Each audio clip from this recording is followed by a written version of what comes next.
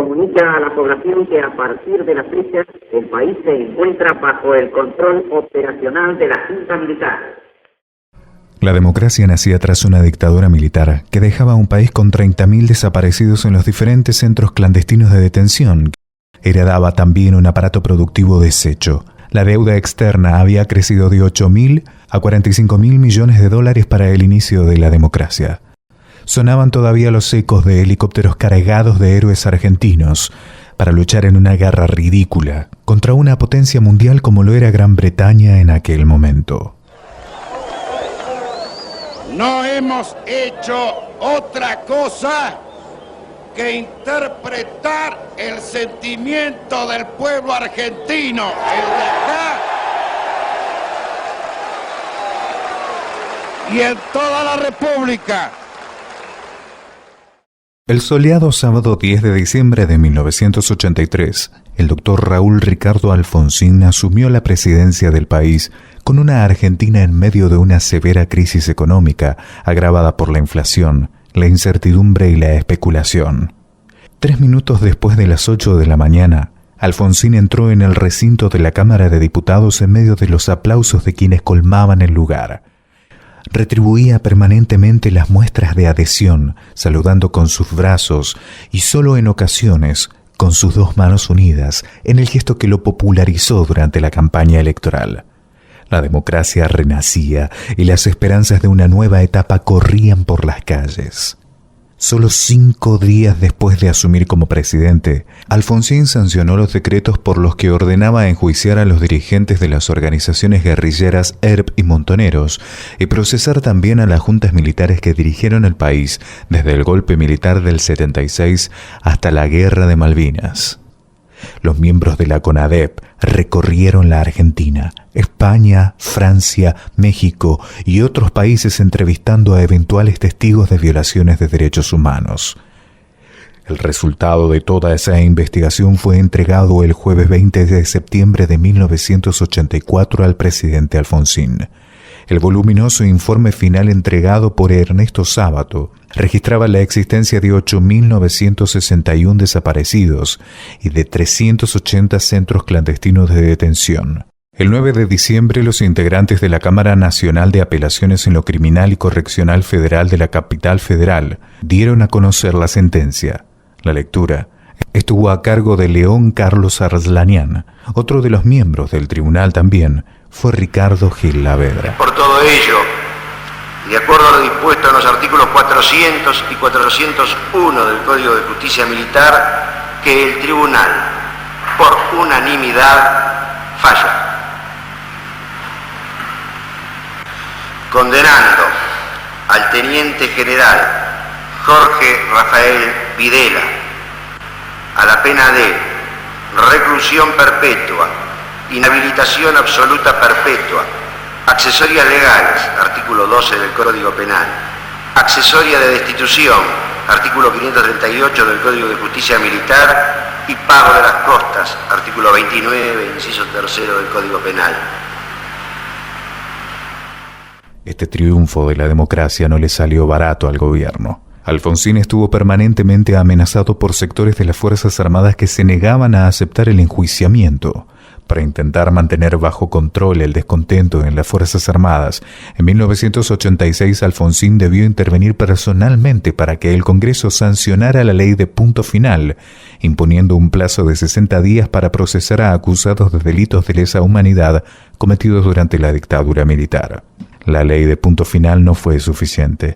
En la Semana Santa de 1987 se produjo una gran rebelión militar compuesta mayoritariamente por jóvenes oficiales que se denominaron carapintadas, dirigidos por el teniente coronel Aldo Rico desde Montecaseros, provincia de Corrientes. 50 metros de la entrada de la puerta 2 de Campo de Mayo. Aquí nos encontramos con esta manifestación de alrededor 500 personas que están siendo enfrentadas por un cordón policial para impedir que sigan avanzando. En este momento están cantando el himno nacional.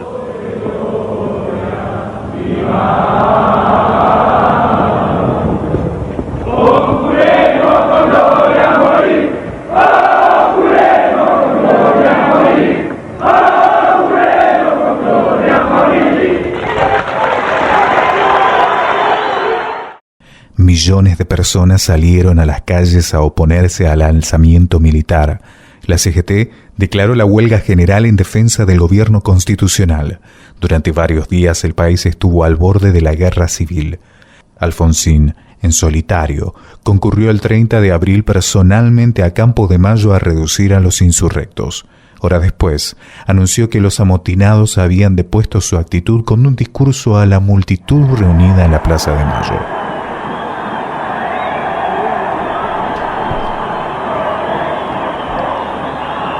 Compatriotas, ¡felices Pascuas!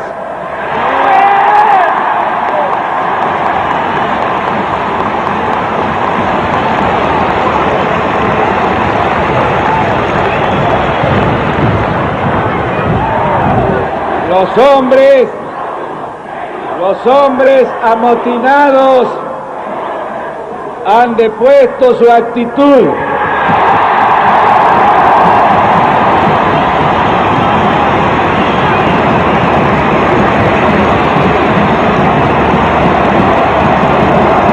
Como corresponde, serán detenidos y sometidos a la justicia.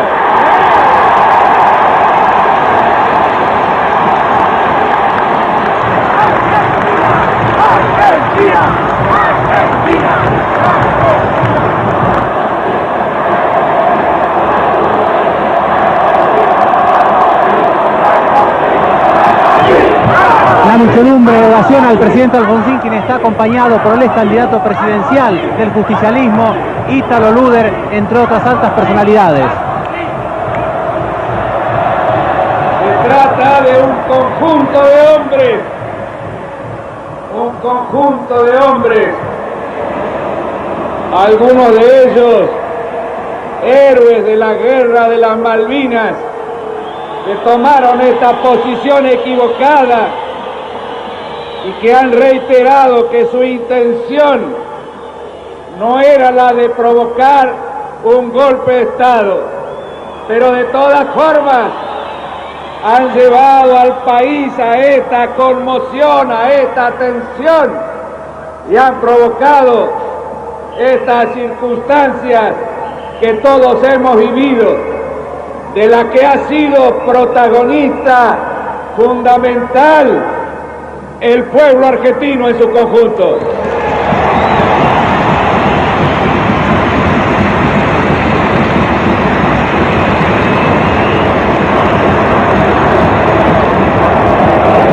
Para evitar derramamientos de sangre, di instrucciones a los mandos del ejército para que no se procediera a la represión. Y hoy podemos todos dar gracias a Dios. La casa está en orden y no hay sangre en la Argentina.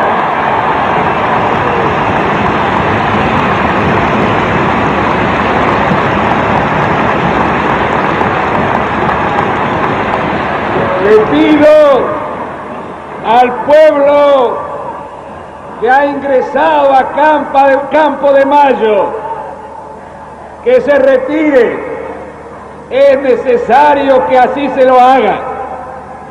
Y les pido a todos ustedes, vuelta a sus casas, a besar a sus hijos, a celebrar las Pascuas en paz de la Argentina.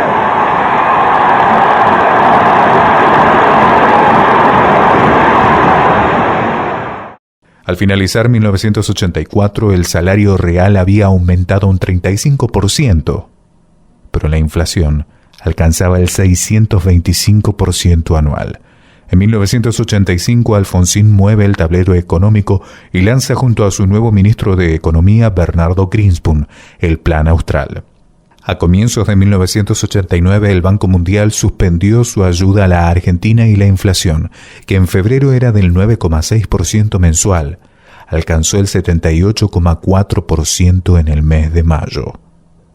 Justamente en mayo de 1989 fue el mes de las elecciones presidenciales adelantadas intencionalmente por Alfonsín debido a la fuerte presión de los sindicatos y los grupos económicos. La hiperinflación de 1989 llevó los índices de pobreza de 25% a inicios del año a un récord histórico del 47,3% en octubre del mismo año.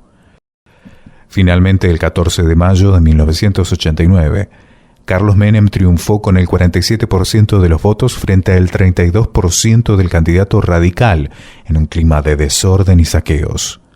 El 30 de mayo, Alfonsín decretó el estado de sitio y poco después anunció que entregaría el poder en forma anticipada, lo que se realiza efectivamente el 8 de julio del año 89.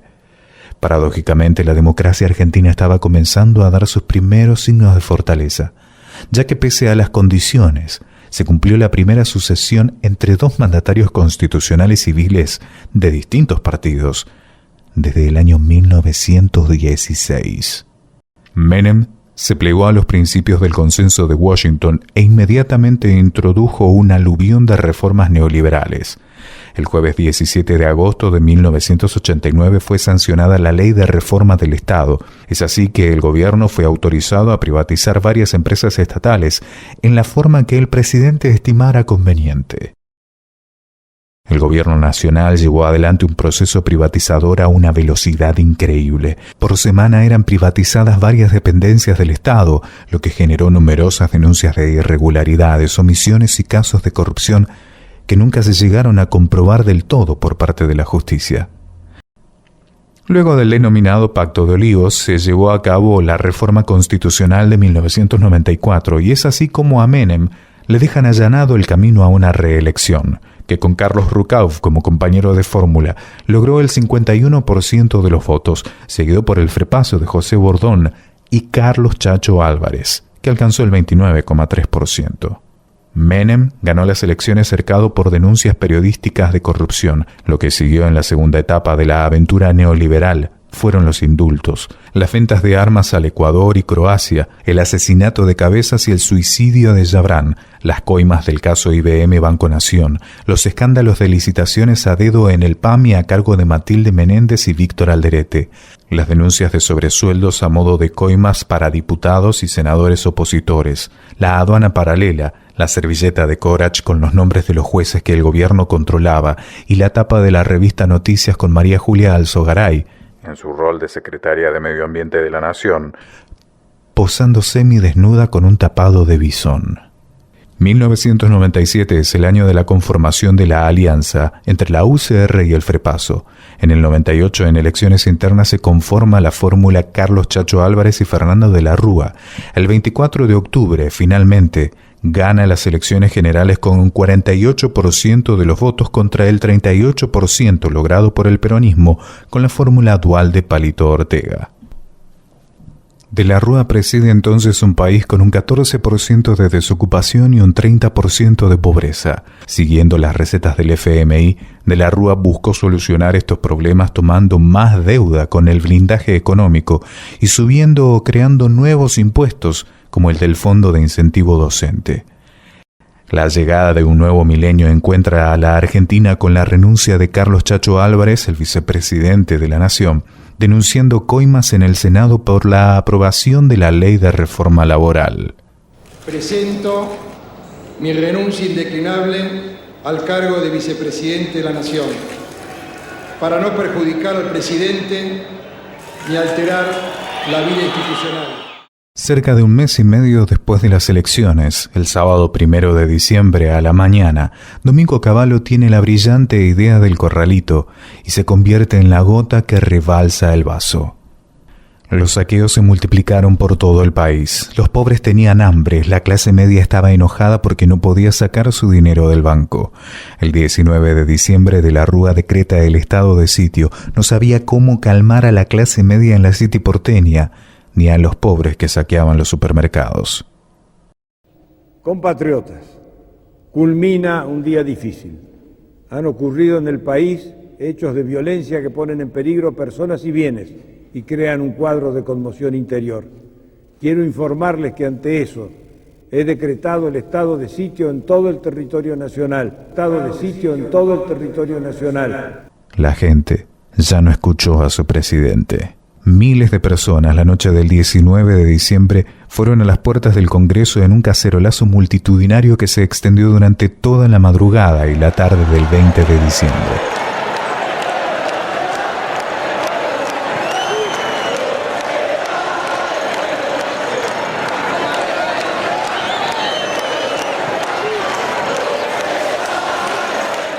El saldo, 34 muertos. La renuncia de la Rúa a las 19:52, tras 2 años y 10 días de gobierno.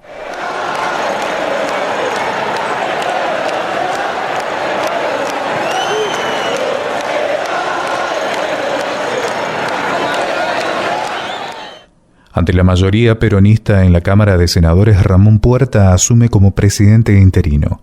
El peronismo luego designa como presidente a Adolfo Rodríguez Sá, quien ejerce durante 7 días el poder, pero su aventura duró poco ante las muestras de exagerada vocación de poder. Vamos a hablar de la deuda externa.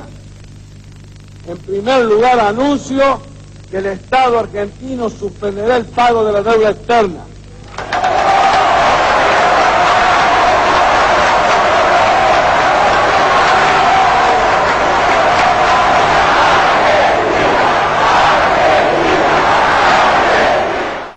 El mismo partido justicialista que integraba no aceptaba sus medidas y debió renunciar. Otra vez la democracia argentina sufría un vacío de poder. El 31 de diciembre, entre pan dulces y turrones, Eduardo Camaño, titular de la Cámara de Diputados, asume como presidente interino para que el 1 de enero, un día después, sea Eduardo Duhalde designado como nuevo presidente. 4 presidentes en 13 días. Duhalde, con un plan económico improvisado, aunque con el respaldo del aparato justicialista, piloteó durante poco más de 2 años el gobierno nacional. Quiero decirles que van a ser respetadas las monedas en que hicieron sus depósitos.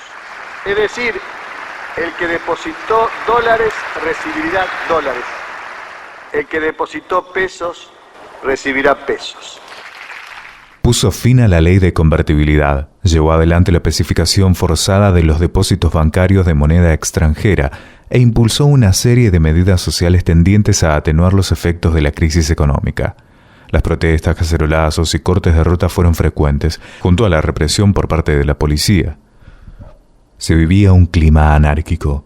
El 26 de junio de 2002, en las inmediaciones de la estación Avellaneda de trenes, son asesinados los militantes piqueteros Maximiliano Costecchi y Darío Santillán. Sus muertes derivan en una aguda crisis política y generan que Duhalde adelante las elecciones para el 27 de abril y el traspaso de mando para el 27 de mayo. Con una UCR quebrada, los principales candidatos fueron Ricardo López Murphy, Carlos Menem y un desconocido Néstor Kirchner. De hecho, muchos periodistas ni siquiera sabían cómo se pronunciaba su apellido. Finalmente, el 27 de abril, triunfa la fórmula Menem-Romero con un 24,3%. El segundo lugar lo obtiene la fórmula Kirchner-Scioli con un 22,24% de los votos. El balotaje debía disputarse el 18 de mayo de 2003. Sin embargo, el 14 de mayo, Menem anuncia su decisión de renunciar a la candidatura, lo que automáticamente convirtió a Néstor Kirchner en presidente electo. Claramente, la maniobra del expresidente Carlos Menem tuvo como propósito evitar una derrota y al mismo tiempo condicionar a Kirchner. Él finalmente accedió a la presidencia con el nivel de legitimidad más bajo de la historia argentina. Durante su gestión se reinstalaron las negociaciones paritarias. En 2003 hubo 203 convenios salariales entre empresas y trabajadores. Para 2009 ya habían 1.286. Para la actividad marítima quedó grabado a fuego el 9 de agosto de 2004. Ese día se publicaba en el Boletín Oficial el decreto 1010, por el cual se derogaba el 1772 del año 91 y se decretaba el cese de bandera provisorio de los buques, favoreciendo la industria local y protegiendo la mano de obra nacional. El sector marítimo miraba con esperanzas nuevamente al futuro. En el año 2005, en la Cumbre de las Américas de Mar del Plata, la región rechazó la pretensión norteamericana de imponer el proyecto Área de Libre Comercio de las Américas. Néstor Kirchner encabezaba dicha gestión. Su gobierno se caracterizó por impulsar el enjuiciamiento a los responsables por crímenes de lesa humanidad ocurridos durante la década de los 70, realizados por la AAA y por el gobierno del Proceso de Reorganización Nacional. Para conseguirlo impulsó las anulaciones de las leyes de obediencia debida y punto final, aprobada en la década del 80 por las presiones militares de aquel entonces. Para el final de su mandato en el año 2007, la industria argentina había crecido a un promedio anual del 10,3%. El 28 de octubre de 2007, finalmente Cristina Kirchner gana las elecciones por el 45,29% de los votos. Continúa el rumbo inaugurado por su esposo, generando crecimiento con inclusión. Sobresalen en su gestión logros como la repatriación de científicos, la expansión de la asignación universal por hijo inaugurada por su esposo, la reestatización de la fábrica de aviones de Córdoba, la recuperación de Aerolíneas Argentinas e YPF, la reestatización del sistema previsional, la sanción de una nueva ley de medios y la ley de igualdad de género. Todos logros de su primera y segunda gestión, iniciada esta última en el año 2011. En el medio de sus dos gestiones, el panorama político fue sacudido fuertemente por el fallecimiento de su esposo, el expresidente y electo diputado nacional Néstor Kirchner. El martes 27 de octubre de 2010, una República Argentina paralizada por el censo nacional se sacudió ante la noticia del fallecimiento del exmandatario a las 9:15 de la mañana. Lo que siguió fueron 2 días de manifestaciones de dolor y congoja por parte de una enorme porción de la población.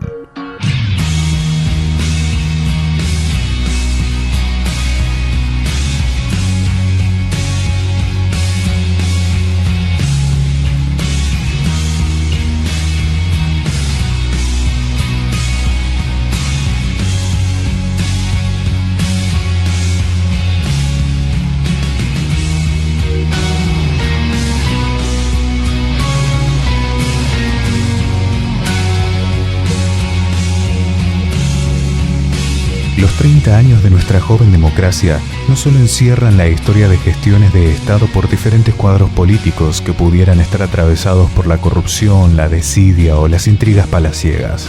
En los 30 años de democracia late la esperanza de una sociedad que apuesta por la libertad y cree obstinadamente que este es el mejor país del mundo. Un país lleno de apasionados que con sus matices lucha por un país aún mejor.